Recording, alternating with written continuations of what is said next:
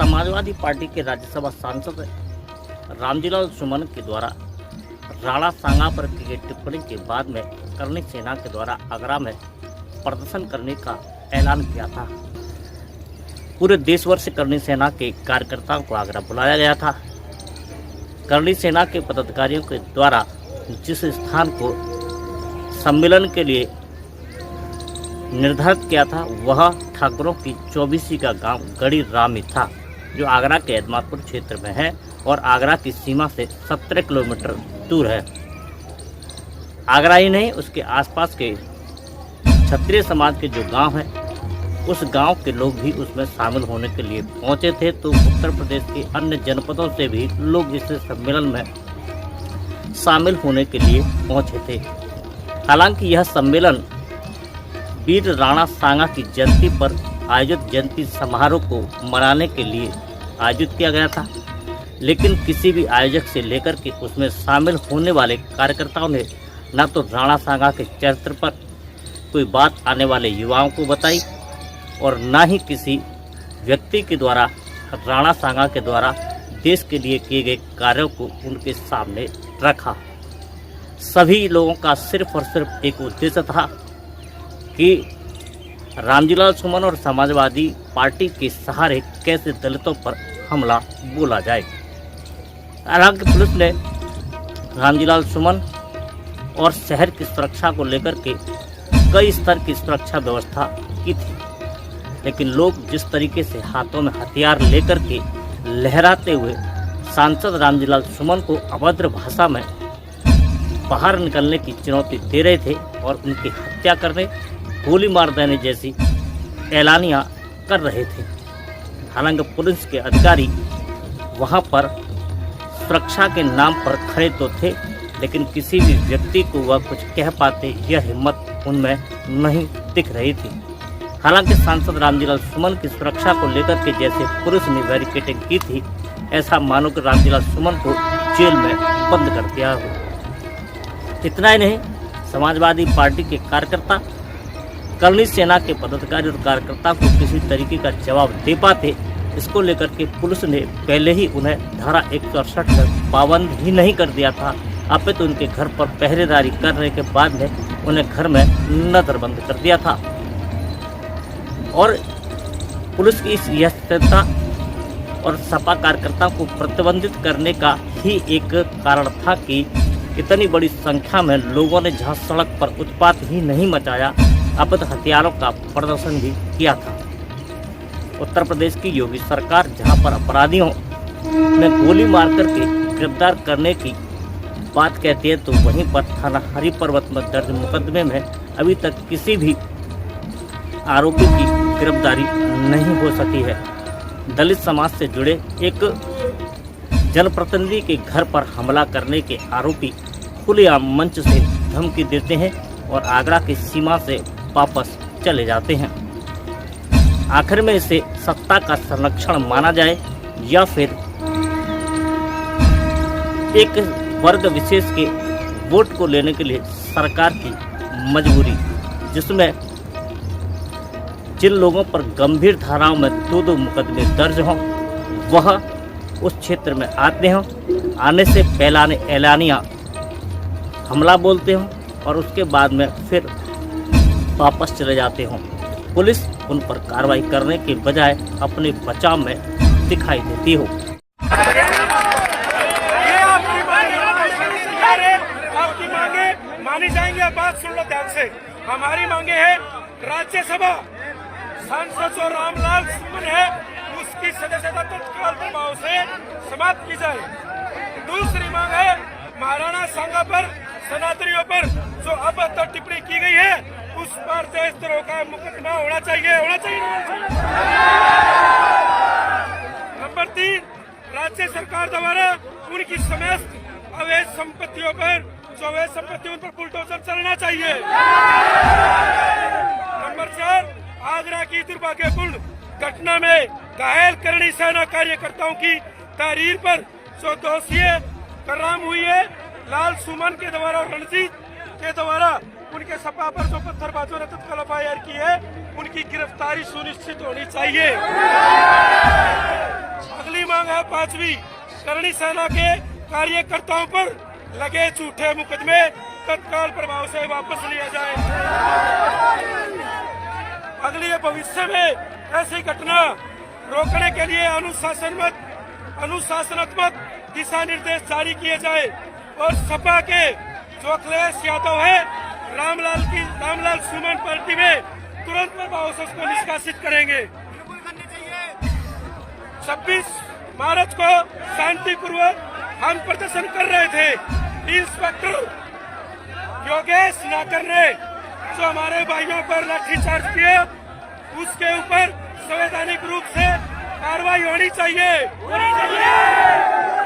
Number 9, आयोजन के दौरान यहाँ से जाने के बाद में अगर किसी भी समाज के भाई के 36 बिरादरी के लोग आए हुए यहाँ पर हमारे साथी किसी के नोटिस भेजा, किसी पर FIR दर्ज हुई तो उसका शासन और प्रशासन जिम्मेदार। ये अपनी मांगे आप सहमत हो? सहमत हो? सहमत हो? रामजी लाल सुमन द्वारा राज्यसभा में हमारे राष्ट्रवीर राणा सांगा जी के प्रतिकूल टिप्पणी होने पर सभी राष्ट्रवादी लोग, क्षत्रिय समाज के अलावा अन्य समाज के लोग जो राष्ट्रभक्त हैं उनकी भावना आहत हुई है। आज उसी के विरोध में आज राणा सांगा जी की पुण्यतिथि है। मैं आगरा के MP होने के नाते स्वागत करता हूं, अभिनंदन करता हूं। जो जात, वर्ग, क्षेत्र, धर्म अपने पुरखों का सम्मान नहीं करता है वो आगे नहीं बढ़ता।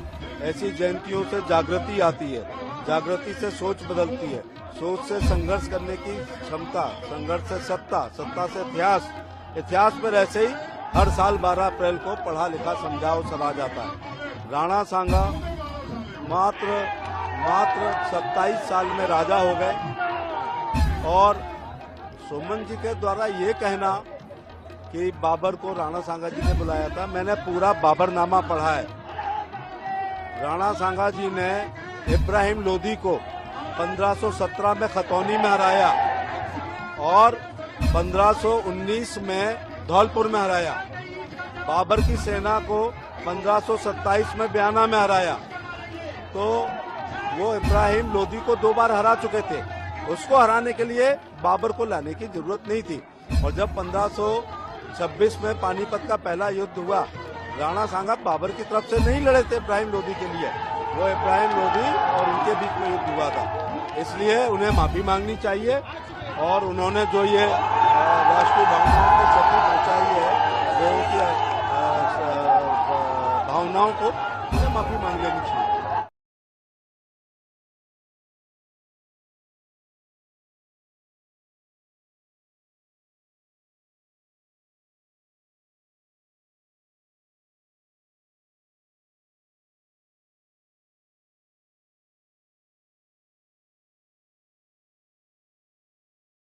हालांकि दावा किया जा रहा है कि 14 अप्रैल को बाबा साहब भीमराव अंबेडकर की जयंती पर आगरा की धरती पर एक बार फिर से एक बड़ा जनसमूह उमड़ने वाला है, क्योंकि आगरा दलितों की राजधानी के नाम से जानी जाती है और 14 अप्रैल उनका सबसे बड़ा त्यौहार होता है। हालांकि दलितों के इस आक्रोश को दबाने के लिए भारतीय जनता पार्टी ने अपनी चाल चल दी है।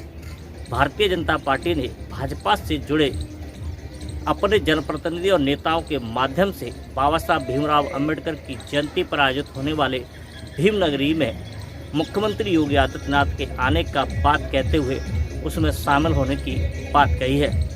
मुख्यमंत्री जब आगरा पहुंचेंगे और भीमनगरी के मंच पर होंगे तो निश्चित रूप से दलितों के इस आक्रोश को दबाने के लिए वह चिपड़ी चोपड़ी बात भी करेंगे और उससे दलित समाज को ऐसा लगने लगेगा कि भारतीय जनता पार्टी उनके खिलाफ नहीं है। सुमन बयान दिए, अब करणी सेना ने उस पर विरोध दर्ज कराया।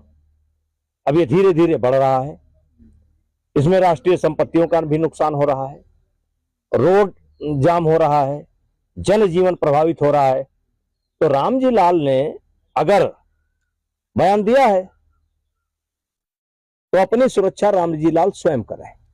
क्या लगता है या ब्रिजभूषण सिंह अगर बयान देते हैं, करणी सेना के लोग भी अगर कोई ऐसा काम करते हैं तो सरकार उनको सुरक्षा ना दे। करणी सेना कह रही कि सिर्फ माफी मांग ले, हमें कुछ नहीं करना है। अब ये उनका विषय है। देखिए, ये टोटल राजनीति हो रही है, ये टोटल राजनीति हो रही है और ये दुर्भाग्य है। और सरकार को इस विषय पर नहीं, सरकार को तुरंत मैं मांग करता हूं भारत सरकार से समीक्षा करें। आगरा में करणी सेना की इतनी बड़ी भीड़ का जुटना, हथियारों के साथ पहुंच जाना, पुलिस के द्वारा 168 और अन्य धाराओं में लोगों को पाबंद करना, इसके बावजूद भी झंडा, डंडा, बंदूक और तलवारों के साथ में पहुंचना, सड़क पर खड़े होकर के एक जनप्रतिनिधि को खुलेआम धमकी देना, एक उत्तर प्रदेश के मुख्यमंत्री रहे सपा के सुप्रीमो को गोली मारने की धमकी देना, एक कोई पहली घटना ऐसी नहीं है। ना ही ये घटना ऐसी है जो अप्रत्याशित हो, क्योंकि जिस तरीके से जिन आगरा के जनप्रतिनिधियों का फोटो और आह्वान वायरल हो रहा है, जनप्रतिनिधियों का उसमें शामिल होना, यह प्रदर्शित करता है कि सत्ता के संरक्षण में सत्ताधारी पार्टी के कार्यकर्ताओं का यह प्रदर्शन था। क्योंकि राजनीतिक दल के बैनर तले यह लोग किसी राजनीतिक दल और विशेष करके दलित समाज के खिलाफ बोल नहीं सकते थे, क्योंकि इनको अपना वोट बैंक खिसकने का डर था। इसलिए इन्होंने एक अलग से संगठन का निर्माण किया। उस संगठन को नाम दिया करणी सेना और उसके बैनर तले भारतीय जनता पार्टी के ही कार्यकर्ता अपना भेष बदल करके वहां पहुंचे। वहां के जनप्रतिनिधियों ने पहले तो उसकी अनुमति के लिए दबाव बनाया, फिर वहां पहुंचने वाले लोगों के लिए व्यवस्थाएं की। इतना ही नहीं, आगरा के दो सांसद इस कार्यक्रम में शामिल हुए। स्थानीय विधायक डॉक्टर धर्मपाल तो इस कार्यक्रम में जोर शोर के साथ लगे ही रहे। अपितु वहाँ की विधायक रानी पच्छालका और उनके पति डॉक्टर अर्धवन सिंह भी उस आंदोलन में शामिल होने के लिए पूरे दमखम के साथ में पहुँचे थे। सत्ता का संरक्षण प्राप्त होने का ही कारण था कि उन्होंने सड़क पर इतना उत्पात मचाया कि पुलिस की बैरिकेडिंग को तोड़ दिया, लाठीचार्ज किया, पुलिस को खदेड़ दिया और उसके बाद में हाईवे को जाम भी कर दिया। इतना ही नहीं, पूर्व मुख्यमंत्री को गोली मारने की धमकी दी और उसके बाद में सपा सांसद जो दलित समाज से जुड़े हैं उसकी जीभ काटने, हड्डी तोड़ देने जैसे बयान जारी हुए। हालांकि एक वीडियो सोशल मीडिया पर यदि वायरल होता है तो पुलिस तत्परता दिखाते हुए उसे गिरफ्तार कर लेती है और उसे घर पर बुलडोजर चला देती है। लेकिन सत्ता के संरक्षण में इस संगठन के पदाधिकारियों के द्वारा लगातार बयानबाजी की जाती रही, लेकिन मजाल है कि आगरा पुलिस उन पर किसी प्रकार की कार्रवाई करती। जवाब तो बनता है कि आखिर में इन लोगों को सत्ता का संरक्षण है, स्थानीय जनप्रतिनिधियों का संरक्षण है और यही कारण है कि पुलिस हाथ पे हाथ रखे इस आयोजन को देखती रही। और लोग दो मुकदमे होने के बाद में आगरा की धरती पर पहुंचे, दलित सांसद को धमकाने लगे और उसके बाद में वापस चले गए और पुलिस सिर्फ उनके जाने का इंतजार करती रही। अपने कैमरा पर्सन वाहिद अली के साथ मैं राकेश कुमार, इंडिया न्यूज़ 1 आगरा। धरना सत्याग्रह ये जनतंत्र में विरोध करने के तरीके हैं और मैं स्वस्थ विरोध का स्वागत करता हूं, अभिनंदन करता हूं।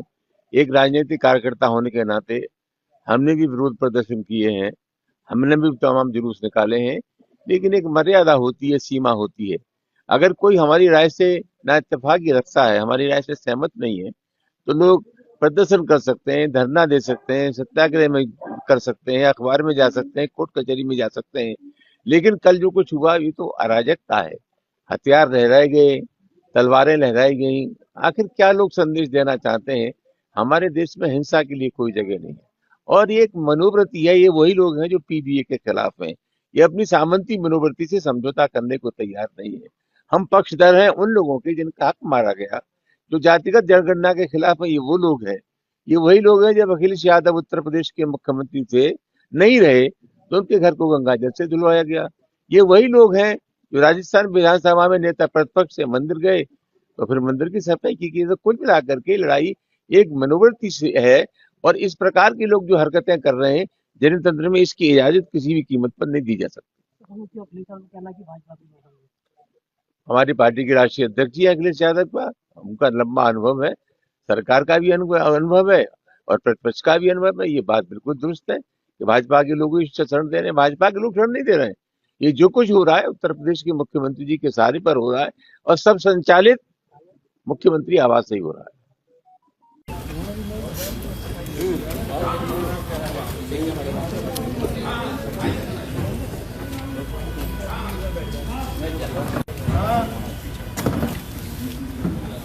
अच्छा वो जा रहे हैं